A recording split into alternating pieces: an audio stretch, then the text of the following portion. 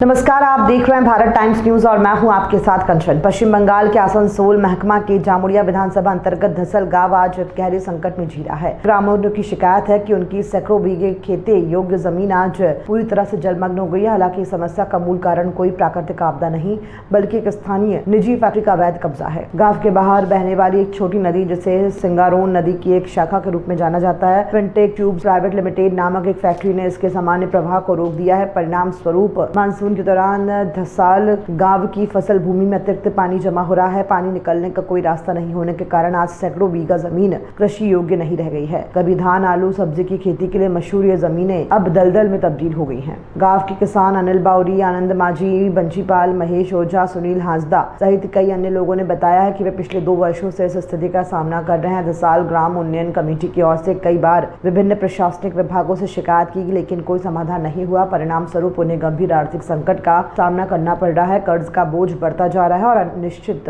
भविष्य उनके जीवन यापन को और भी कठिन बना रहा है। जलमग्न भूमियां कभी उनकी आय का मुख्य स्रोत थी। आज उस धरती को देखकर उनकी आंखों में आंसू आ जाता है। नदी का प्रवाह रुक जाने से उनकी जमीन अब कृषि योग्य नहीं रह गई है। जलभराव के कारण वे पिछले 2 वर्षों से कोई फसल नहीं उगा पा रहे हैं। वे अपनी दुर्दशा के लिए स्थानीय कारखानों के अवैध कब्जे को जिम्मेदार मानते हैं। यह अवैध गतिविधि न केवल किसानों के आर्थिक नुकसान तक सीमित है बल्कि आसपास के क्षेत्रों के पर्यावरण को भी प्रभावित करती है। नदी का सामान्य प्रवाह रुकने से आसपास का पारिस्थितिकी तंत्र भी प्रभावित होता है। आर्द्र भूमियों के निर्माण से मच्छरों का प्रकोप बढ़ गया, जिसका ग्रामीणों के स्वास्थ्य पर भी नकारात्मक प्रभाव पड़ रहा है। किसान प्रशासन से तत्काल हस्तक्षेप की मांग कर रहे हैं। वे चाहते हैं कि प्रशासन फैक्ट्रियों के अवैध गतिविधियों के खिलाफ सख्त कार्रवाई करे और नदी के सामान्य प्रवाह को बहाल करे। तभी उनकी जमीन फिर से खेती योग्य हो जाएगी और फिर से सामान्य जीवन जी सकेंगे। जामुड़िया बीडीओ अरुणा लोक घोष ने कहा कि मामले की सूचना उच्च अधिकारियों को दे दी गई है और त्वरित कार्यवाही की जाएगी। पंचायत समिति के भूमि पदाधिकारी जगन्नाथ सेठ ने कहा कि इस मुद्दे पर कल बैठक होगी। यदि अवैध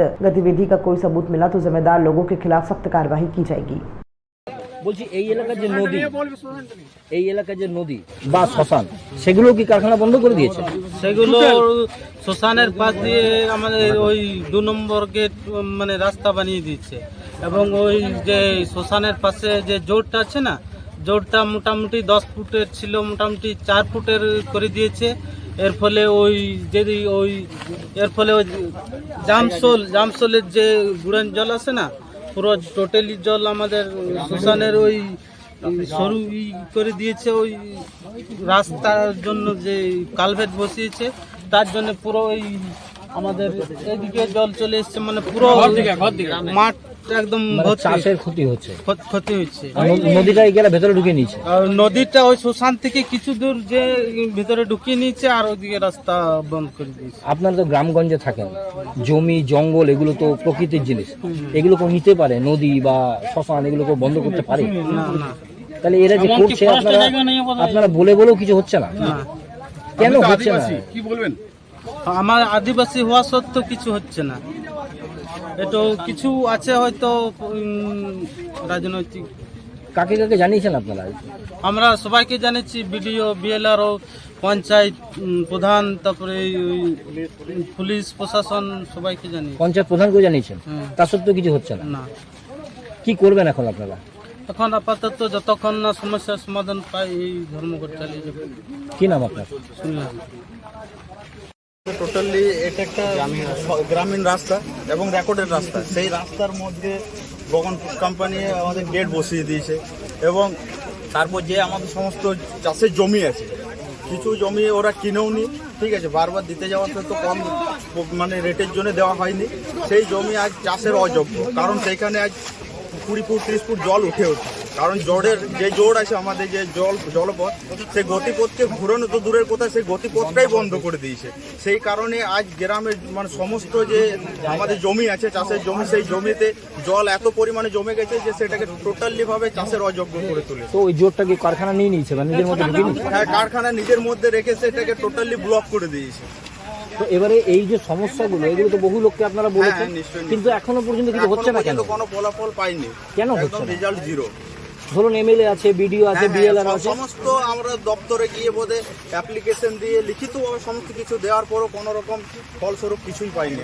তো কেন হচ্ছে না? কি মনে হচ্ছে সোর্সের মধ্যে ভূত আছে? এখানে টোটালি সোর্সের মধ্যে ভূত আছে, কারণ সোর্সের মধ্যে ভূত না থাকলে এত যখন আমরা লিগ্যাল ফাইট করেছি তার একটা কিছু মানে 20% হলেও আমরা রেজাল্টের আশা রেখেছিলাম, কিন্তু আজকের ডেটে আমরা দেখছি 3 বছর ধরে আমাদের এইভাবে কথাবার্তা চলে যাচ্ছে, বাস আমরা প্রতিশ্রুতি ছাড়া আর কিছু পাচ্ছি না। তো এই যে হচ্ছে না, এর জন্য গ্রামেরও কিছু মানুষ কি জড়িত আছে?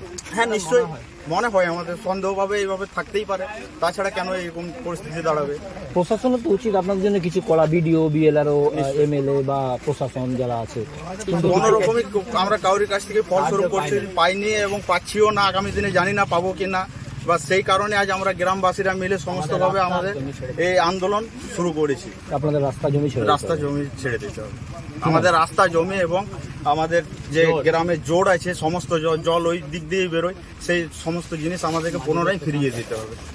কি নাম আপনার? আমার নাম তন্ময় বাবু। কারখানা কর্তৃপক্ষ বন্ধ করে দিয়েছে এবং যে জোর নদী, সেই নদী সম্পূর্ণ বন্ধ করে দেওয়ার ফলে প্রায় 160 বিঘা জমি জলমগ্ন, চাষ করতে পারেনি। কি বলবেন? আচ্ছা, এটার ব্যাপারে আমি সম্প্রতি একটা পিটিশন পেয়েছি, আমরা এটা খতিয়ে দিচ্ছি, আমি উদ্বোধন কর্তৃপক্ষকে জানিয়েছি, আমি দেখছি বিষয়টা আরো ডিটেইলে। বলছি জোর নদীকে ক্যাপচার করতে পারে কারখানার ভিতরে, এটা করা যায়? এটা হয় বলে আমি জানি না, শুনি। যদি হয় সেক্ষেত্রে কোনো ব্যবস্থা নেবেন? সেটা নিশ্চয়ই আমি উদ্বোধন কর্তৃপক্ষকে জানিয়েছি, ওনারা যেরকম আমার নির্দেশ দিলেন আমি নিশ্চয়ই সেভাবে ব্যবস্থা করবো।